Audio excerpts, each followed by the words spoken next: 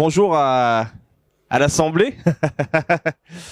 Euh, Moi, c'est Gaël Lago, directeur de l'open source. Normalement, c'est directeur technique, mais sur ce salon, on m'a placé parmi les commerciaux, donc j'ai enlevé le technique. Je vais vous présenter donc comment assurer le maintien en condition opérationnelle d'une pile logicielle en fait qui a plus de communauté. Notamment, ça sera sur Hortonworks, HDP. Alors, petit point sur Hortonworks Data Platform. Qu'est-ce que c'est? Hortonworks Data Platform, c'est donc une plateforme de big data qui combine plusieurs produits Apache. Donc, notamment, c'est basé autour de Hadoop, mais on retrouve plein d'autres logiciels dedans. On va retrouver Spark, on va retrouver Knox, Ambari, etc. Et dont l'éditeur donc était Hortonworks. À quoi ça sert HDP? Je l'ai dit, big data. Le but c'est d'avoir énormément de données dans les bases de données de HDP. Son point c'est la flexibilité et surtout la sécurité. On l'utilise pour du machine learning. Voilà, il y a plein de cas d'utilisation. Si vous faites du big data, je pense que vous avez déjà entendu parler de Hadoop. Un petit historique sur Hortonworks et notamment Hortonworks Data Platform. Fondation en 2011 de l'entreprise avec rapidement beaucoup de features. En 2012, une première version de HDP, un développement vers la 2.5 jusqu'en 2016. Je vous ferai pas la liste de toutes les features qui ont été ajoutées, mais il y a beaucoup en fait d'intégration de nouveaux logiciels, de la communauté Apache, des bug fixes. C'est une stack assez complexe, donc regardez un peu plus loin.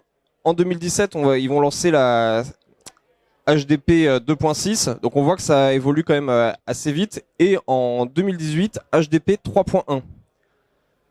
Là, c'est génial. Si l'histoire s'arrête ici, on pourrait se dire que ça continue ainsi jusqu'à une 5.0, 6.0, et ce serait un super fer de lance big data de l'open source. Mais à partir de 2018, il y a Cloudera et Hortonworks qui commencent à se rapprocher et qui vont fusionner en 2019. Fusion de Hortonworks et de Cloudera, ça a mené un peu plus tard en 2019 à une fermeture progressive en fait des sources de la stack HDP jusque en 2020, une suppression de tous les dépôts publics de HDP, donc dépôts publics de la stack HDP, mais bien sûr les logiciels Apache, donc Hadoop, Spark, tous les logiciels Apache continuent à être accessibles. Là, c'est un gros problème pour toutes les entreprises qui utilisent ça parce que on leur demande très clairement de migrer vers un modèle payant. C'est quoi les problématiques de nos clients? Alors, premièrement, les utilisateurs, dans la technique, on les appelle le métier. Ils ont commencé à utiliser énormément cette stack HDP, tous les outils qui sont liés. Donc ils ont pas mal d'habitude en fait sur ces stacks. Là, ils veulent pas migrer vers une autre stack qui existe. Ils veulent continuer à utiliser ça. Et puis aussi, il faut se reformer, il faut réapprendre tout un logiciel. Donc là, on a une forte résistance des utilisateurs dans les entreprises à changer de stack, à évoluer sur quelque chose de nouveau. Donc ça, c'est une première problématique. On a souvent beaucoup de clusters HDP. Je prends les grandes entreprises. Elles ont des clusters pour chaque domaine d'activité qu'elles peuvent avoir, et ça rend des clusters en fait chaque cluster assez hétérogène. On va en avoir en 2.4, en 2.5, en 3.1. Donc là, migrer, pareil, ça demande de faire migrer énormément de clusters différents. Et bien sûr, dans les entreprises, chacun a des ressources limitées. On peut pas dédier toutes nos ressources à un projet de migration. Beaucoup de parties prenantes différentes. Quand on doit faire une migration comme ça, et bah donc du coup, on doit faire venir les chefs de projet, on doit faire venir la technique, l'infrastructure. Bon, vous imaginez que c'est pas les projets qu'on a envie de porter sur des courts termes. Et aussi la fin du support pour HDP. Donc plus de mise à jour, plus de mise à jour de sécurité non plus, plus de formation. Si jamais les utilisateurs ils ont des problèmes, je pense notamment aux équipes sysadmin, un cluster qui plante, un cluster qui a des erreurs, et là il y a plus personne en fait pour les aider. Et voilà, comme je disais, les mises à jour de sécurité et aussi bien sûr les conformités réglementaires. Si vous connaissez toutes les normes NIS, DORA, etc. Donc des problèmes pour les entreprises. Une solution simple. Comme je disais, donc Cloudera et Hortonworks, ils ont fusionné. Donc Cloudera possède les sources d'Hortonworks et notamment Cloudera, ils éditent leur propre plateforme, la Cloudera Data Platform. Pourquoi est-ce que on passerait pas tout simplement sur cette Cloudera Data Platform? C'est ce que toutes les entreprises se sont posées, tous les utilisateurs de HDP. Et premièrement, des achats de licences. Cloudera, c'est un modèle privé, donc on nous demande d'acheter des licences. Les coûts explosent directement. Ça, dans l'open source, c'est pas le but. Formation à une nouvelle solution. Ils ont effectivement essayer de rapprocher les deux solutions, puisque l'intérêt d'Hortonworks et de Cloudera, c'était de mettre en commun les expertises. Maintenant, ça reste quand même des solutions relativement différentes, donc il va falloir se reformer à tout ça. Et comme je le disais, en fait, c'est difficile de mettre à jour, même si Cloudera a facilité tous les ponts entre la HDP et CDP. Et ça reste toujours une difficulté de mise à jour. Alors qu'est-ce qu'on fait à l'OSA? Et notamment donc dans mon équipe. Le premier travail, ça a été le miroir des sources.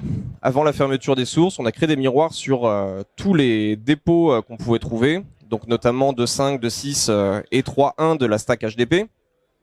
Ça c'est assez drôle parce qu'en fait il nous arrive des fois d'avoir des composants HDP ou bien qu'on avait ratés, ou bien des composants un peu particuliers pour certains clients. Donc là, en fait, notre travail, c'est d'aller chercher partout sur l'internet, dans les communautés, tous les gens qu'on peut connaître, ces sources, et les récupérer pour en faire un miroir et maintenir ce miroir officiellement. C'est pas un travail simple, puisque là, il faut vraiment aller chercher sous tous les tapis possibles de l'internet. Bon, bien sûr, le build, packaging, le but c'est d'automatiser tout ça. Les tests, donc Hortonworks, ils avaient créé une suite de tests, mais bien sûr ça évolue puisqu'il y a des nouvelles mises à jour à faire. Donc il faut qu'on mette à jour ces tests. Et la distribution aux clients. Donc ça c'est le rôle basique d'un éditeur logiciel. Maintenir des sources, builder, packager et distribuer à ses clients. Qu'est-ce qu'on fait sur Hortonworks plus particulièrement? C'est la correction bugs majeurs et des vulnérabilités. Pour les entreprises qui sont soumises à des réglementations, ils peuvent pas avoir des cases donc de sécurité ouverts pendant des années et des années. Donc nous, notre travail, c'est d'aller récupérer toutes les CVE, les vulnérabilités qui sont ouvertes, et les corriger. On a des temps vraiment très courts pour corriger toutes ces vulnérabilités, puisque sur des vulnérabilités critiques, 9+, là en général le patch il doit arriver en une semaine. On est aidé quand même par les communautés Apache. Sur Hadoop, il y a encore de l'activité, donc il y a encore des patchs. Parfois on produit les patchs nous-mêmes. Donc ça c'est le travail principal qu'on fait sur cette stack. Mettre à jour les tests, puisque quand on modifie, alors il y a des modifications qui sont relativement simples. On va changer quelques lignes de code pour éviter un pass traversal, des problèmes d'accès ou autres. Mais des fois, c'est des classes entières à changer. Quand on change toutes les classes de stack aussi compliquées, il faut remettre à jour les tests. Bon, ça, c'est le travail de développement. Je pense que tout le monde le fait dans son métier de tous les jours. Publication de régulière de version. Nous, on a pour objectif de publier une version à chaque correctif, et ensuite on consolide tous les 3 mois cette version avec les X patchs qui sont arrivés tous les 3 mois. Et bien sûr, le support aux utilisateurs. Donc, support aux utilisateurs, ça va être réponse aux questions, mais aussi en cas de crash de cluster. Voilà. L'autre gros point de l'OSA, puisque c'est aussi le but. Nos clients, ils ont donc ces clusters HDP. On les maintient dans le temps pour pas qu'ils aient à faire tous ces travaux de migration et pas leur imputer des coûts trop forts en fait sur des petits temps.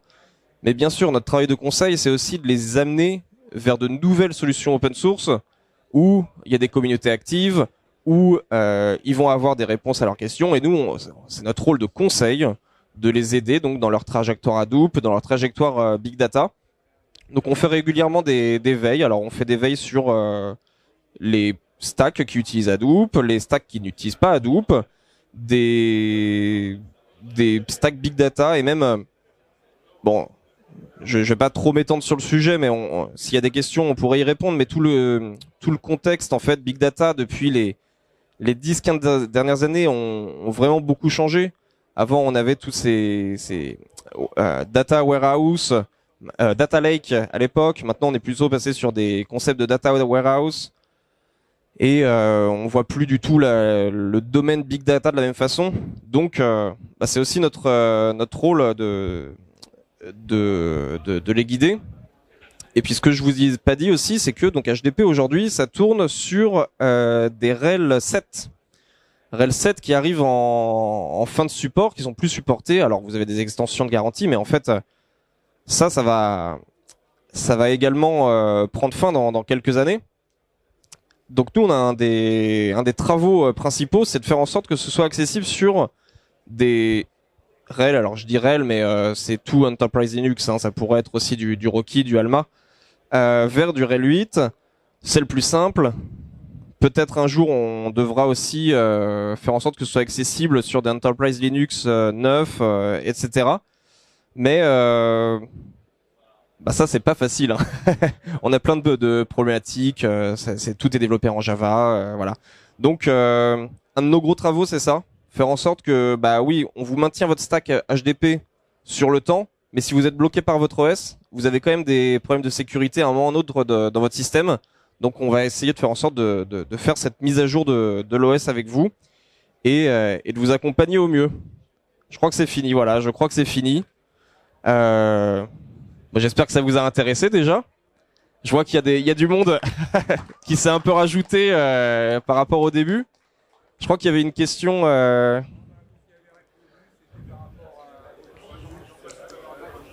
rapport à la compatibilité avec Rocky Linux. Donc la question c'était effectivement par rapport à la compatibilité avec Rocky Linux. Effectivement, bon, dans la présentation, je parlais de RHEL parce que la plupart de nos clients sont sur du Red Hat, mais bien sûr que c'est compatible Rocky. Pour l'instant, Rocky 7. Nous, en interne, en fait, on a des clusters sur Rocky pour HDP. Pour l'instant, Rocky 7, Rocky 8, c'est notre travail, et peut-être un jour Rocky 9, si on continue à avoir de l'activité sur HDP, sur Hadoop. Je ne sais pas s'il y a d'autres questions, s'il y a d'autres points à aborder. Bon, je pense qu'il n'y a pas d'autres points à aborder. Je vous remercie. Merci beaucoup à tous. Et puis, on se voit sur le salon.